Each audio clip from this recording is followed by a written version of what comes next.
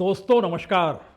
तू डाल डाल मैं पात पात है तो ये मुहावरा, लेकिन मौजूदा वक्त में बिहार की राजनीति में कम से कम एनडीए के भीतर यह बिल्कुल फिट मुहावरा है। दिल्ली की धड़कनें बढ़ी हुई हैं कि नीतीश कुमार का नाम लें या ना लें। नीतीश कुमार की धड़कनें बढ़ी हुई है कि क्या वाकई उनके बाद बिहार में बीजेपी का राज हो जाएगा। और इन सब के बीच जो दिल्ली सोचती है, नीतीश कुमार उससे एक कदम आगे बढ़ ही जाते हैं। और सियासत की इस दहलीज पर चचा भतीजे का रोल राजनीतिक तौर पर अब जो उभर रहा है, उसका खुला ऐलान नीतीश कुमार ने आज तब कर दिया जब उन्होंने बताया कि बीते 20 वर्षों में उन्होंने क्या कुछ किया है। एनडीए का जिक्र करना होगा, एनडीए का नाम लेना होगा, लेकिन जो किया है नीतीश कुमार ने किया है।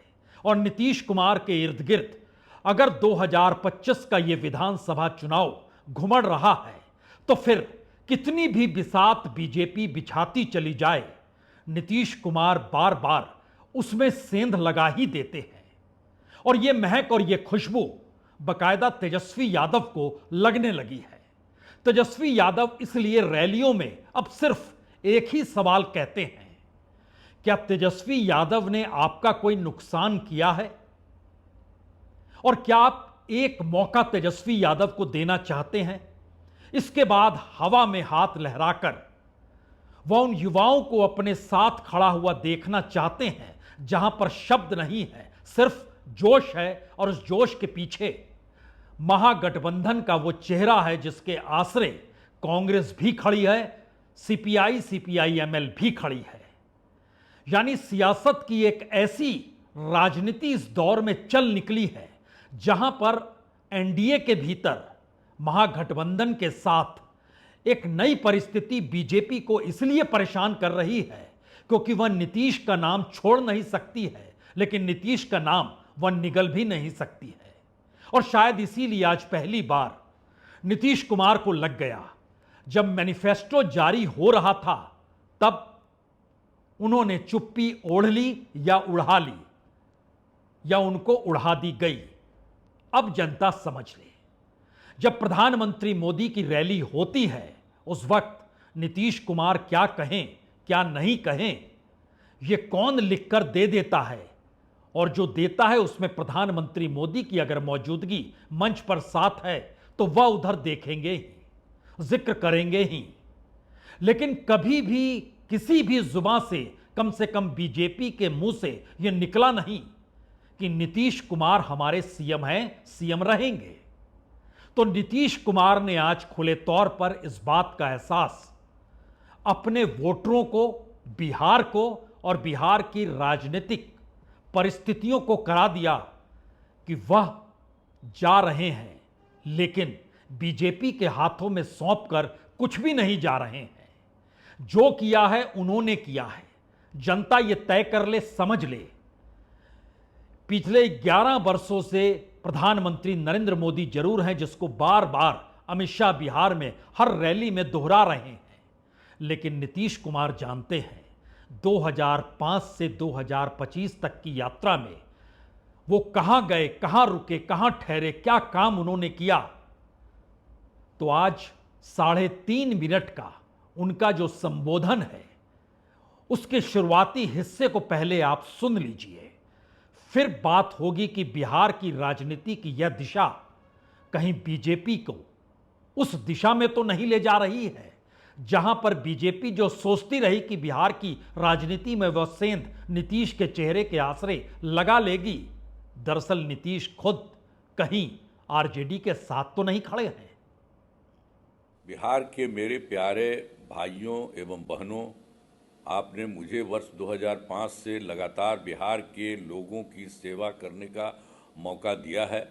हम आपको बताना चाहते हैं कि जिस स्थिति में हम लोगों को बिहार मिला था, उस समय बिहारी कहलाना अपमान का विषय था। तब से हमने पूरी ईमानदारी और मेहनत से दिन रात काम करके आपकी सेवा की है। आप जानते हैं कि पहले विधि व्यवस्था की स्थिति बहुत खराब थी। सबसे पहले उसे ठीक करने का काम किया गया। साथ ही शिक्षा, स्वास्थ्य, सड़क, बिजली, पेयजल, कृषि एवं युवाओं के लिए रोजगार की स्थिति में काफी सुधार किया गया। नीतीश कुमार इस तरीके से सामने आ जाएंगे, इसकी कल्पना किसी ने नहीं की थी।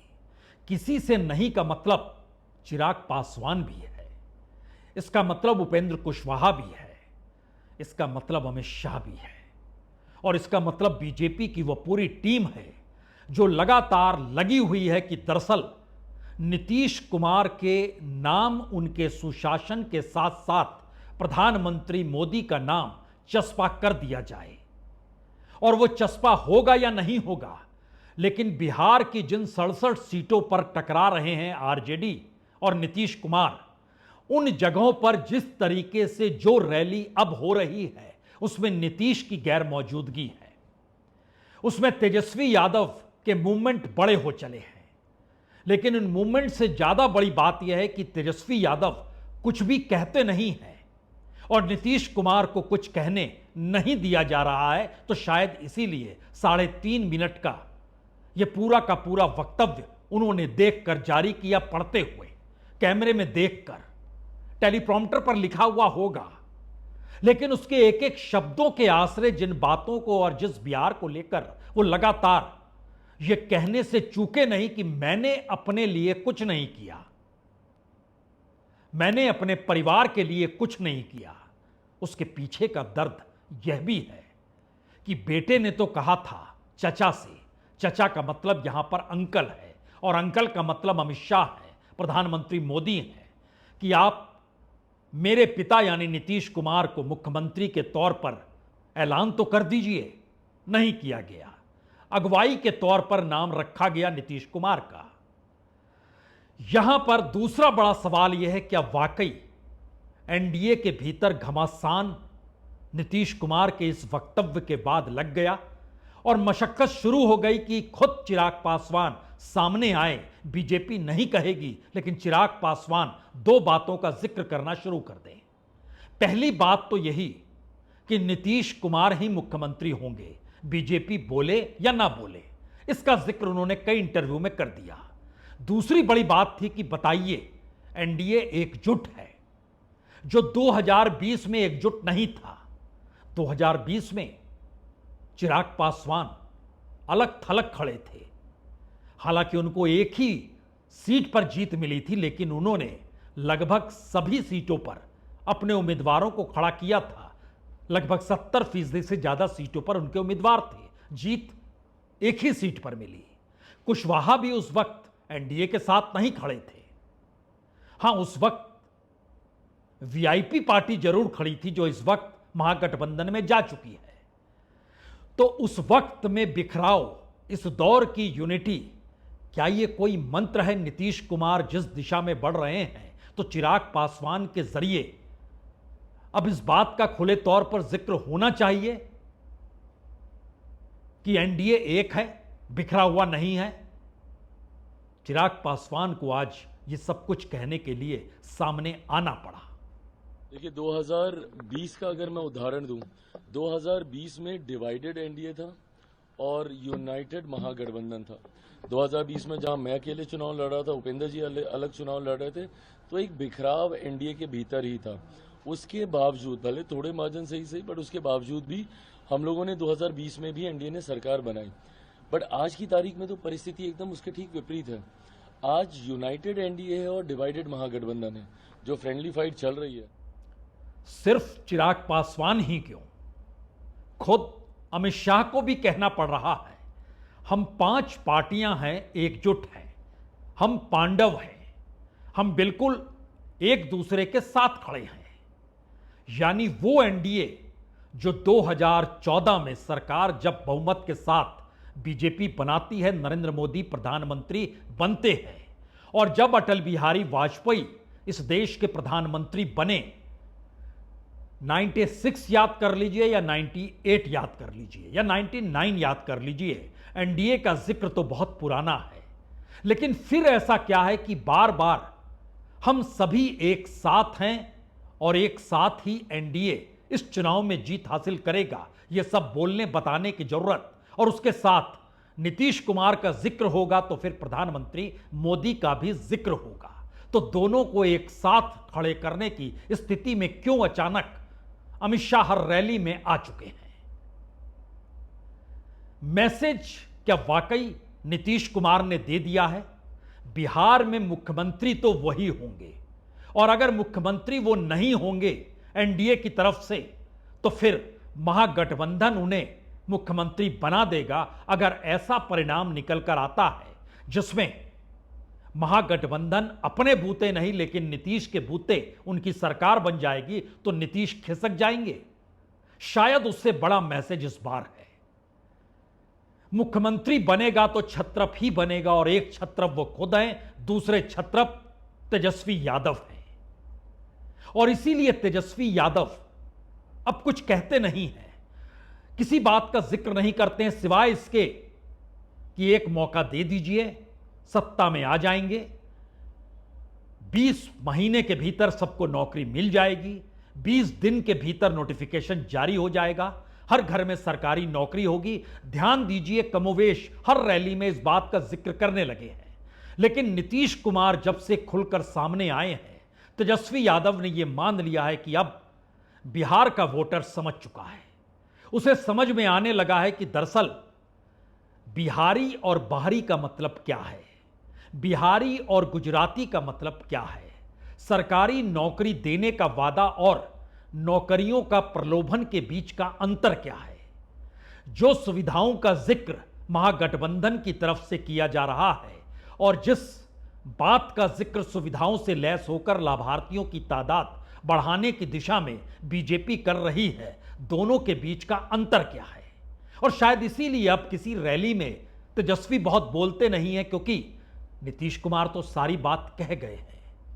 नीतीश कुमार ने अपनी बातों को कैसे कहा है, उसको सुनने से पहले हमें लगता है एक बार देखिए तेजस्वी की भूमिका क्या है, किस तर्ज पर अब वो सिर्फ लोगों के बीच हाथ लहराकर सबको अपने साथ खड़े होने का दांव फेंक रहे हैं।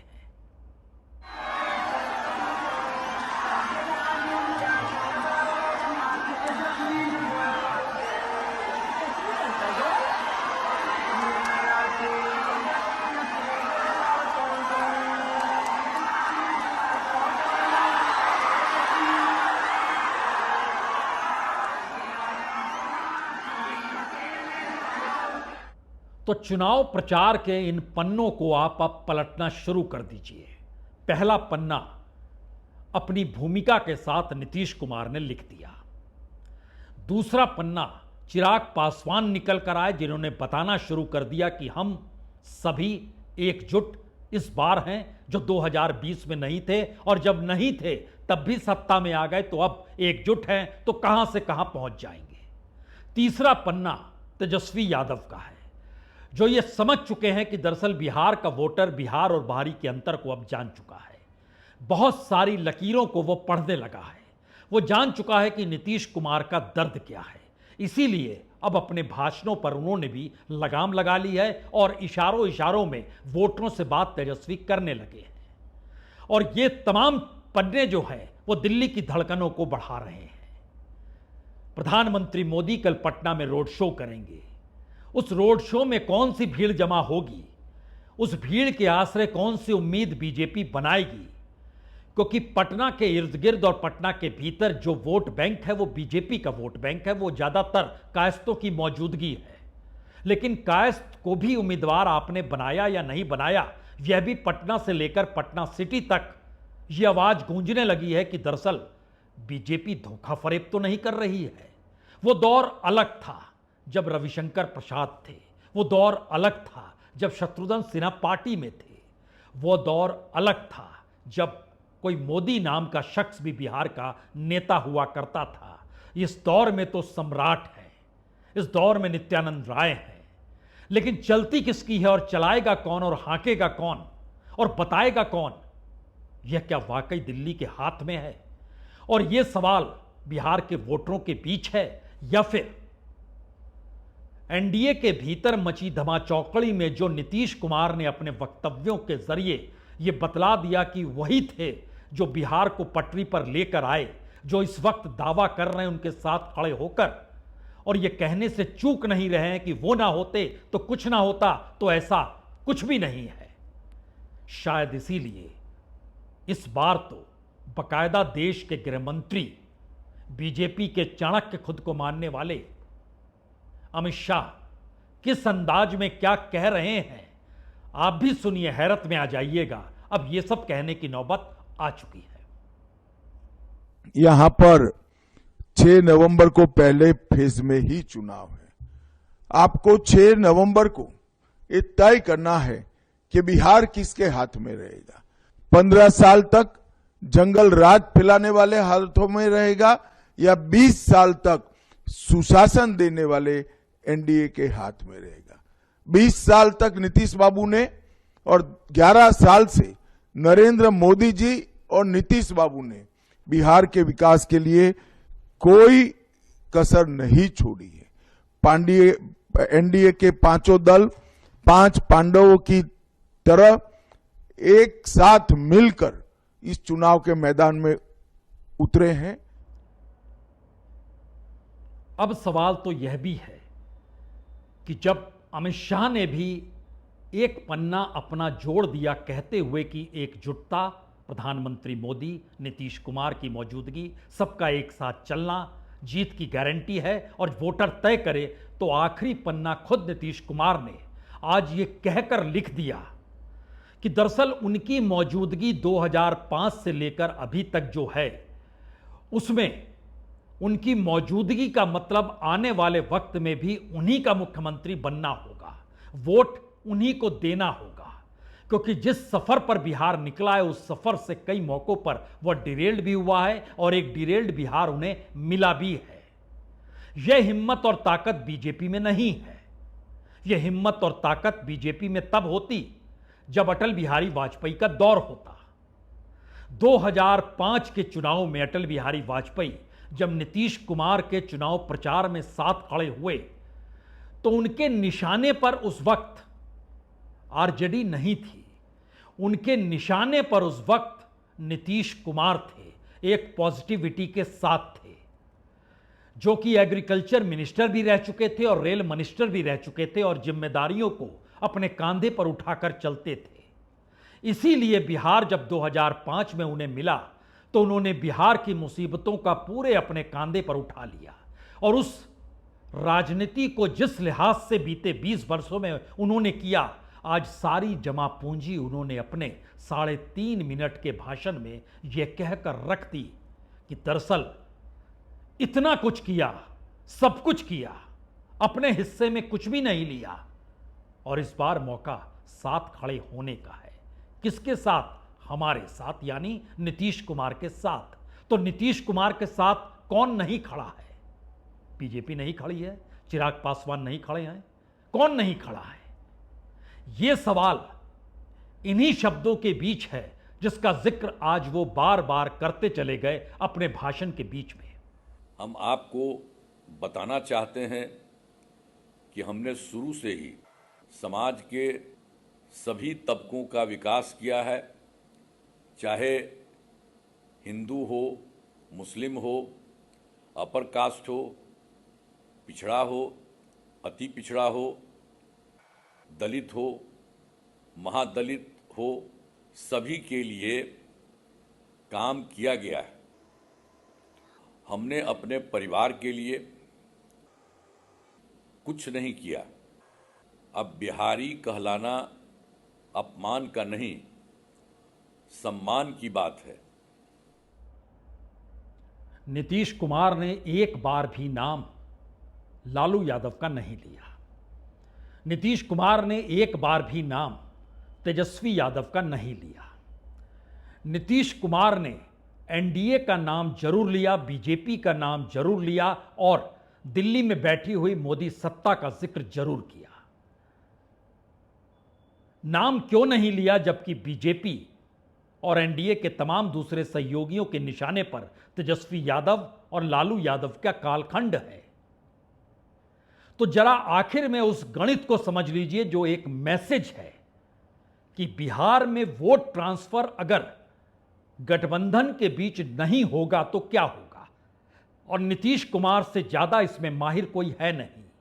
ये 2010 में भी देखा गया जब वो बीजेपी के साथ थे और सबसे ज्यादा सीटों पर जीत हासिल की थी, और ये 2015 में भी देखा गया जब वो लालू यादव के साथ थे और दोनों ने मिलकर रिकॉर्ड जीत हासिल की थी। और यह तो 2020 में भी देखा गया जब वो बीजेपी के साथ थे, लेकिन उस वक्त बीजेपी का vote transfer Janata Dal United में उस तरीके से नहीं हुआ जिस तरीके से जनता दल यूनाइटेड का वोट बीजेपी में चला गया।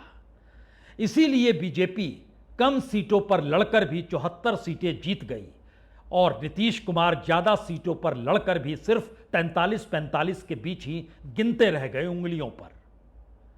यानी वोट ट्रांसफर के इस खेल में मैसेजेस छुपे हुए हैं। नीतीश कुमार का वोट क्या वाकई बीजेपी में शिफ्ट होगा? बीजेपी का वोट क्या वाकई नीतीश कुमार में शिफ्ट होगा? नीतीश कुमार को पूरे तरीके से धराशायी करने के लिए प्रशांत किशोर मैदान में है। प्रशांत किशोर के खिलाफ एक शब्द भी बीजेपी बोल नहीं रही है। नीतीश कुमार का पूरा वोट बैंक क्या वाकई जन स्वराज पार्टी में चला जाएगा, या नीतीश एक मैसेज दे रहे हैं कि याद रखिए वोट ट्रांसफर का मतलब बिहार और बिहारियों के वोटरों के साथ बिहार का विकास और बिहार के लोगों के हाथ में होना चाहिए, और वो कैसे होगा इसके लिए आपको इधर उधर देखने की जरूरत नहीं है। कुछ अतीत को याद कीजिए, कुछ मौजूदा वक्त को देखिए और समझ जाइए। और यही परिस्थिति तेजस्वी यादव के साथ इस वक्त चुनाव प्रचार में उभर कर आ चुकी है। तेजस्वी यादव जानते हैं कि लगभग 22 सीटें ऐसी हैं जहां पर जन स्वराज की नजर जनता दल यूनाइटेड के वोट बैंक पर है। उन जगहों पर निशाने पर किसे कैसे लेना है और नीतीश कुमार का जिक्र क्यों नहीं करना है, यह भी तेजस्वी यादव जानते हैं। और जिन 50 सीटों पर ऐसा लग रहा है कि क्या वाकई vote transfer Janata Dal United के बीजेपी में हो जाएंगे, वहां पर आरजेडी को क्या कहना है, यह भी भाषणों में नजर आने लगा है। यानी बिहार की राजनीति में लगभग 67 सीटें ऐसी है जो वोट ट्रांसफर के तौर पर आरजेडी और जनता दल यूनाइटेड के बीच की एक ऐसी चौसर है जिस पे पासा बीजेपी फेंके, अमित शाह फेंके, चिराग पासवान फेंक ले, जन स्वराज पार्टी फेंक ले। इन जगहों पर समझौता और आपसी तालमेल क्या वाकई उस पुराने गठबंधन के बीच है जिसने बिहार में राजनीति जेपी आंदोलन के वक्त एक साथ मिलकर खड़ी की थी, और दोनों की राजनीति एक वक्त जेपी के साए तले, कभी कर्पूरी ठाकुर के साए तले, और धीरे धीरे एक साथ भी, लेकिन बाद में वो लकीर बढ़ती चली गई। लेकिन अब तो पीढ़ियां खत्म होने को आ रही है, नई पीढ़ी सामने खड़ी है, तो नई पीढ़ी के हाथ में वो सत्ता दे दी जाए या फिर बाहरी के हाथ में वो राजनीति का खिलौना बनकर खुद को उसी दिशा में ले जाया जाए। नीतीश कुमार का आज का 3.5 मिनट का वक्तव्य इसी बात का ऐलान है। बिहार की सत्ता बाहरी के हाथ में नहीं जाएगी, वह बिहारी के हाथ में ही रहेगी। और बिहारी कौन है, कितना है, किस रूप में है? पहले नंबर पर नीतीश हैं तो दूसरे नंबर पर क्या तेजस्वी हैं? और अगर इस दो के बीच खेल है तो फिर गठबंधन भूल जाइए और नए गठबंधन की दिशा में कदम बढ़ा लीजिए, क्योंकि 6 तारीख और 11 तारीख खुले तौर पर इसकी मुनादी कैसे होगी ये आप वोटिंग पैटर्न से समझेंगे। लेकिन तब तक सिर्फ इंतजार कीजिए, 3.5 मिनट के बाद 2 वक्तव्य अभी और आने वाले हैं। बहुत बहुत शुक्रिया, बहुत बहुत शुक्रिया।